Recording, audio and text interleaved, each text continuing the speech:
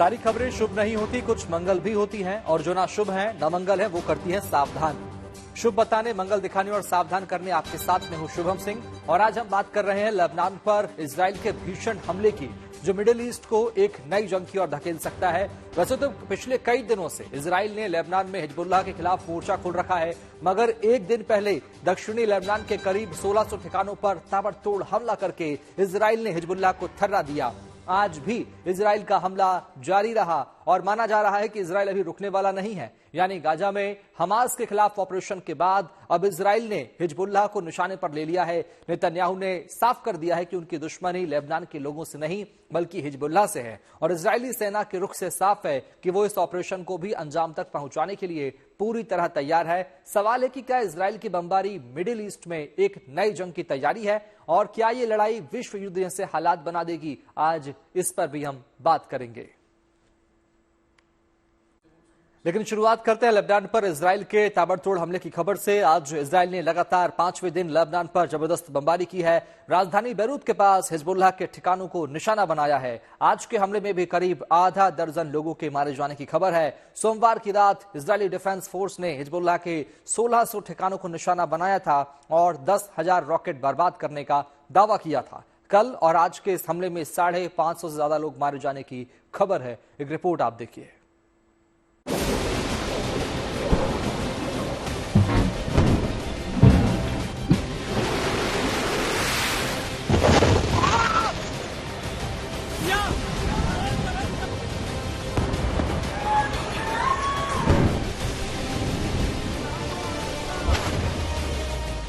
आसमान में धुआं है,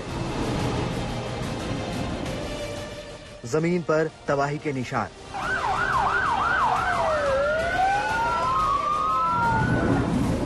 ये ऐलानिया जंग नहीं, मगर तस्वीर जंग से कम नहीं।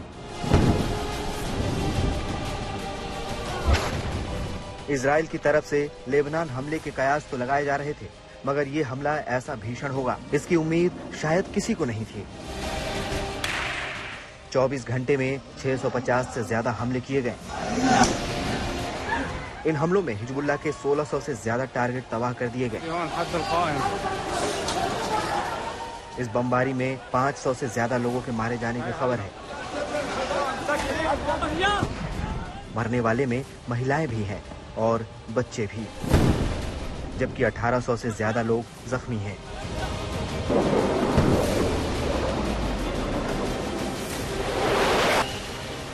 इजराइल के एयर स्ट्राइक से दक्षिणी लेबनान में अफरा तफरी मच गई।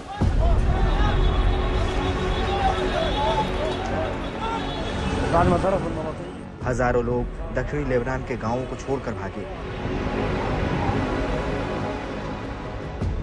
एक साथ हजारों की तादाद में लोगों को सड़कों पर आने से राजधानी बैरूत जाने वाला नेशनल हाईवे जाम हो गया। लोगों ने अपनी गाड़ियों के टैंक फुल करवाए और निकल पड़े। भागम भाग देर रात तक जारी रही, लेकिन भीड़ ऐसी थी कि बैरूत का रास्ता तय नहीं हो पा रहा था।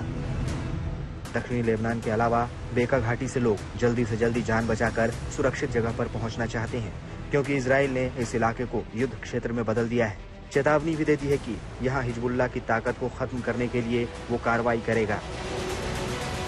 We provided advance warning to civilians in specific villages in Lebanon where Hezbollah embedded its military assets and weapons and warned them to move out of harm's way. दावा किया जा रहा है कि 2006 में इजराइल और लेबनान की जंग के बाद ये लेबनान पर सबसे बड़ा हमला है। 18 साल पहले महीने भर चली जंग में लेबनान में हजारों लोग मारे गए थे। इस बार सिर्फ एक दिन की बमबारी में लेबनान थर्रा गया है। स्कूल कॉलेज बंद कर दिए गए हैं, लोगों को सुरक्षित जगह पर भेजा जा रहा है। रिपोर्ट के मुताबिक सोमवार की शाम लेबनान यानी हिजबुल्लाह की तरफ से इजराइल पर रॉकेट से हमला किया गया, जिसे इजराइल के आयरन डोम ने नाकाम कर दिया। मगर उसके साथ ही ताबड़तोड़ हमले शुरू हुए, लेकिन इस हमले की रणनीति इजराइल शायद पहले ही बना चुका था। 17 सितंबर को लेबनान में पेजर ब्लास्ट हुए। 18 सितंबर को वॉकी टॉकी धमाके हुए। इन दोनों धमाकों में बड़ी तादाद में लोग मारे गए और इसके साथ ही इजराइल ने साफ कर दिया कि वो अगले कदम के लिए तैयार है। 20 सितंबर को लेबनान पर 70 मिसाइल दागे गए।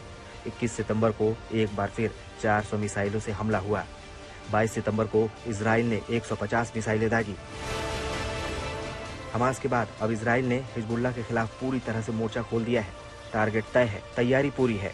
इजराइल हिजबुल्लाह के लड़ाकों और कमांडर्स के साथ साथ उसके हथियार डिपो को खत्म कर रहा है। सोमवार को हिजबुल्लाह समर्थक पत्रकार फदी बैडिया एक लाइव टीवी शो कर रहे थे। इस दौरान इजरायली हवाई हमला हुआ। धमाके से तबाही मच गई और ये तस्वीरें कैमरे में रिकॉर्ड हो गई। धमाके की वजह से फदी बैडिया कुर्सी से नीचे गिरे और जख्मी हो गए। बताया जा रहा है कि उनके घर के पास ही हिजबुल्लाह का एक हथियार डिपो था, जिसे इजराइल ने फाइटर जेट से निशाना बनाया और तबाह कर दिया। यानी इजराइल का मकसद साफ है और वो है लेबनान में हिजबुल्लाह की तबाही। Bureau report, good news today. उधर इजराइल के हमले को लेकर हिजबुल्लाह ने भी मोर्चा संभाल लिया। उसने उत्तरी इजराइल में 200 रॉकेट दागे। देर रात जब हिजबुल्लाह ने अटैक किया तो उत्तरी इजराइल के हाइफा, अफुला, नाजरेत और दूसरे शहरों में रॉकेट सायरन बजने लगे। हिजबुल्लाह ने रात भर रॉकेटों की बौछार की और कई इजरायली सैन्य ठिकानों और एयरपोर्ट को निशाना बनाने का दावा किया है। हालांकि इजराइल डिफेंस फोर्सेज यानी IDF ने ज्यादा रॉकेटों को आयरन डोम डिफेंस सिस्टम से रोकने का दावा किया है और किसी के हताहत होने या नुकसान की खबर से इनकार कर दिया है। एक डैशकैम फुटेज में उस समय की तस्वीर कैद हो गई जब उत्तरी इजराइल में एक रॉकेट सड़क से टकराया था। सड़क पर गाड़ियां हाईवे पर जा रही थी। इसी बीच हिजबुल्लाह की ओर से दागे गए रॉकेट ने तबाही मचा दी। दिखता है हालांकि हिजबुल्लाह के हमले में कोई हताहत नहीं हुआ। हिजबुल्लाह बेशक पलटवार कर रहा है, लेकिन जिस तरह की तैयारी इजराइल की है उसका मुकाबला करना हिजबुल्लाह के लिए आसान नहीं है।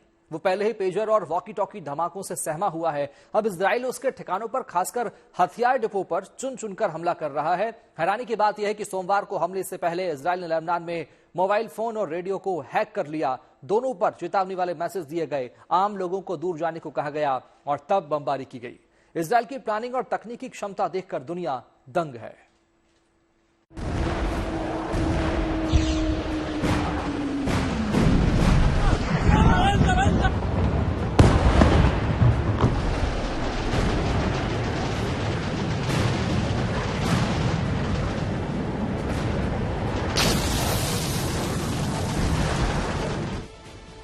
हिजबुल्लाह ने उकसाया और अंजाम कुछ ऐसा नजर आया।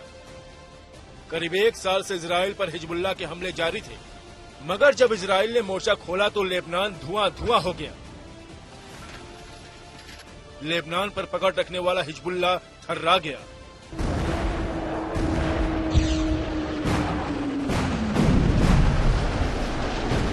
हमले के लिए इजराइल की तैयारी कैसी थी, इस बात का अंदाजा इस बात से लगाइए कि हमलों से पहले इजराइल ने लेबनान के मोबाइल और रेडियो सिस्टम को हैक कर लिया। लेबनान में मंत्रियों तक के फोन पर चेतावनी भरा मैसेज आया था। मैसेज में लोगों से कहा गया था कि अगर वो ऐसे किसी घर में है जहां हिजबुल्लाह के आतंकी छिपे हैं या उनका हथियार रखा है तो उसे तुरंत खाली कर दें। सिर्फ मोबाइल ही नहीं, लैंडलाइन पर भी ऑडियो संदेश आया। चेतावनी देने के बाद इजराइल ने ताबड़तोड़ हमले शुरू कर दिए।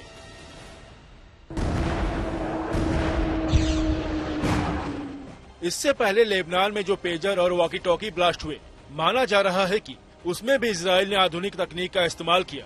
पेजर या वॉकी टॉकी में पहले से प्लांट किए गए बम में साइबर अटैक से धमाका कराया गया। हिजबुल्लाह के आतंकियों के पॉकेट में रखे पेजर फटे और बड़ी तादाद में उनकी मौत हुई।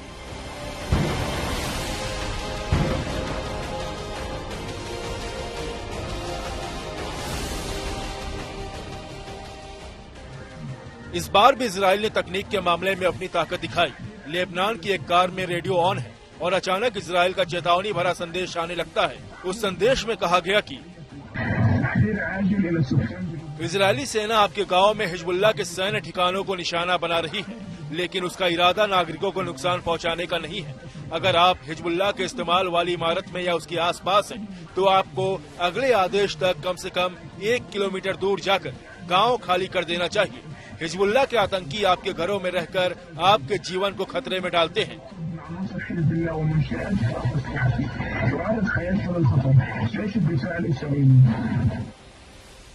इस तरह हिजबुल्लाह पर हमले से पहले इजराइल ने चेतावनी जारी करके अपना स्टैंड मजबूत कर लिया।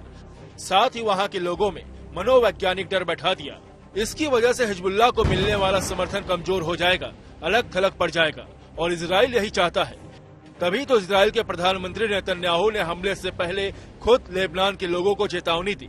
साफ कहा कि उनकी लड़ाई लेबनान नहीं बल्कि हिजबुल्लाह के खिलाफ है। I have a message for the people of Lebanon. Israel's war is not with you. It's with Hezbollah.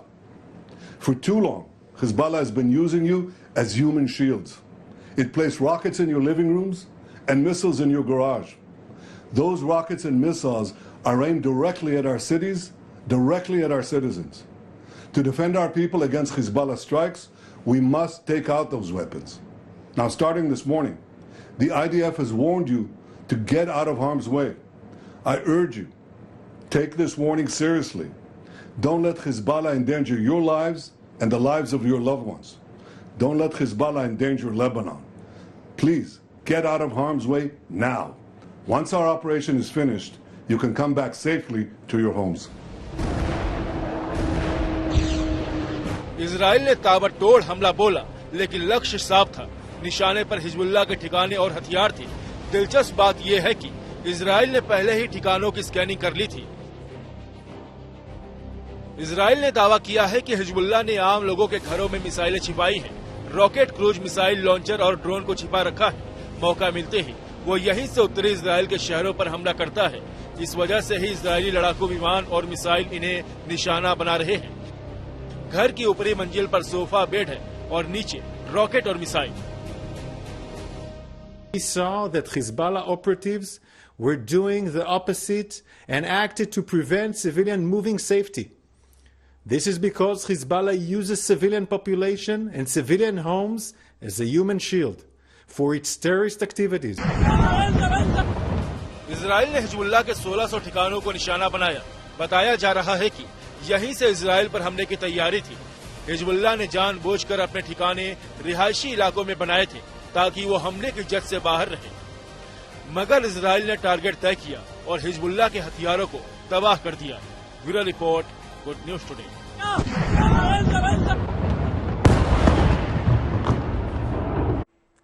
Israel के हमले के बाद एक और बड़ी खबर ने दुनिया को चौंका दिया, क्योंकि अमेरिका के अखबार न्यूयॉर्क टाइम्स ने दावा किया है कि हमले में इजरायली लड़ाकू विमानों ने बैरूत में हिजबुल्लाह के आखिरी जिंदा बचे टॉप कमांडर अली कराकी को निशाना बनाया। हालांकि हिजबुल्लाह ने एक बयान में कहा कि दक्षिणी लेबनान में उसके आतंकियों का कमांडर जिंदा है। इजराइल ने भी अभी कंफर्म नहीं किया है कि कराकी मारा गया। असल में इजराइल ने बैरूत के दक्षिण में बीर अल अबेद इलाके की एक इमारत पर 3 मिसाइलों से हमला किया था। कयास लगाए जा रहे हैं कि उसमें कराकी मौजूद था। आपको बता दें कि इजराइल ने एक एक कर हिजबुल्लाह के तमाम बड़े कमांडरों का सफाया कर दिया है। हिजबुल्लाह चीफ नसरल्लाह ही जिंदा है और वो जमीन के नीचे सुरंगों में जीवन बिताता है। गाजा में जारी युद्ध के करीब 1 साल होने को है, फिर भी इजराइल शांति समझौते के लिए तैयार नहीं है, बल्कि अब उसने लेबनान के आतंकी संगठन हिजबुल्लाह के खिलाफ मोर्चा खोल दिया है। लगातार भीषण हमले को देखते हुए अंदाजा लगाना मुश्किल नहीं कि इजराइल का इरादा क्या है। मगर सवाल है कि अगर ये संघर्ष बढ़ता है तो क्या ये मिडिल ईस्ट में नई जंग की शुरुआत होगी? गोलबंदी होने लगी है, ईरान से लेकर अमेरिका तक हलचल बढ़ गई है, तो क्या यहां से विश्व युद्ध जैसे हालात बनने वाले हैं? देखिए ये रिपोर्ट।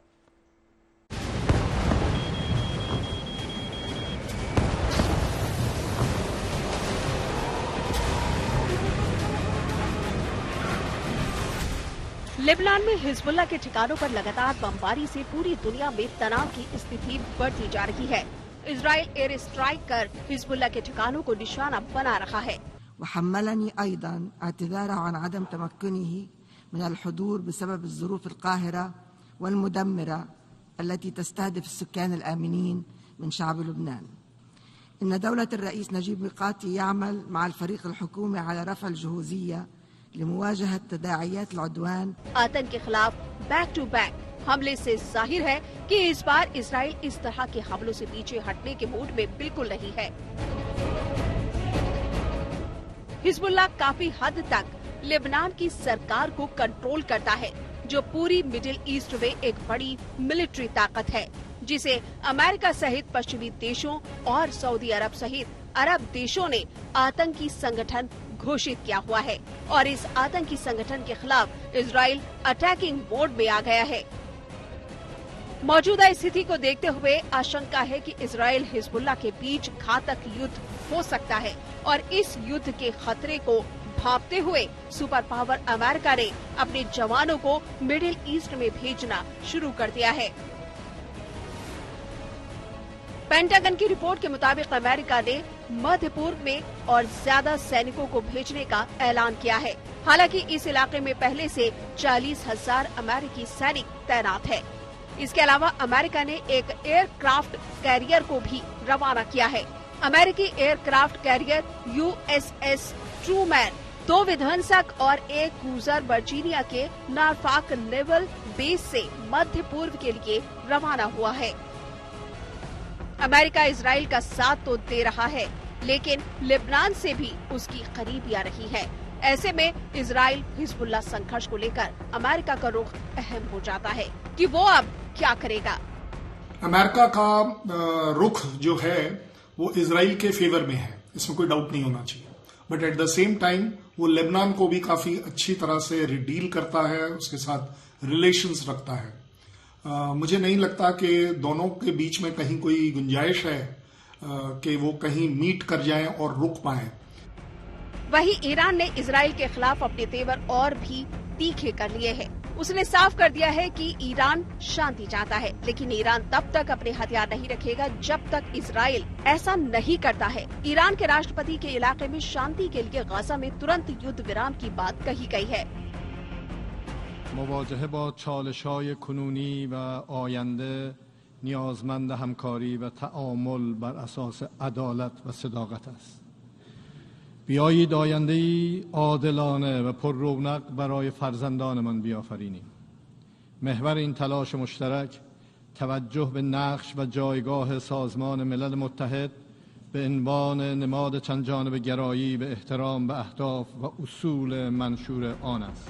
लेबनान में हमलों के बाद दुनिया 2 हिस्सों में बढ़ती जा रही है। फ्रांस को लेबनान का दोस्त माना जाता है और अमेरिका की भी लेबनान से करीबी आ रही है। तो वहीं जॉर्डन ने भी लेबनान में इजराइल के ऑपरेशन पर नाराजगी जताई है, लेकिन ईरान के जो तेवर हैं, उससे हालात बिगड़ते ज्यादा नजर आ रहे हैं। दोनों मुल्कों की ताकत को देखें तो सैनिकों के मामले में ईरान ज्यादा ताकतवर है, जबकि इजराइल टेक्नोलॉजी के मामले में ईरान से कोसों आगे है। ईरान के पास मिसाइल ज्यादा है, जबकि इजराइल के पास शानदार रक्षा कवच है। कुल मिलाकर मुकाबला कांटे का है। फिलहाल जो हालात मिडिल ईस्ट के हैं वो दुनिया के लिए चिंता का सबब बने हुए हैं। ऐसे में यूनाइटेड नेशन समेत ज्यादातर देश कोशिश यही कर रहे हैं कि जंग के हालात ना बने, साथ ही इजराइल को ज्यादा आगे बढ़ने से रोका भी जा सके। लेकिन मध्य पूर्व में बदलते हालात इजराइल और हिजबुल्लाह में जारी संघर्ष का दायरा बढ़ने की ओर साफ इशारा कर रहे हैं। Bureau report, good news today. उम्मीद है आपका दिन शुभ रहा होगा। कल की मंगल कामना के साथ आपको रहना है सावधान भी। अभी के लिए मैं शुभम आपसे आपकी शुभ रात्रि कामना के साथ लेता हूं विदा। नमस्कार।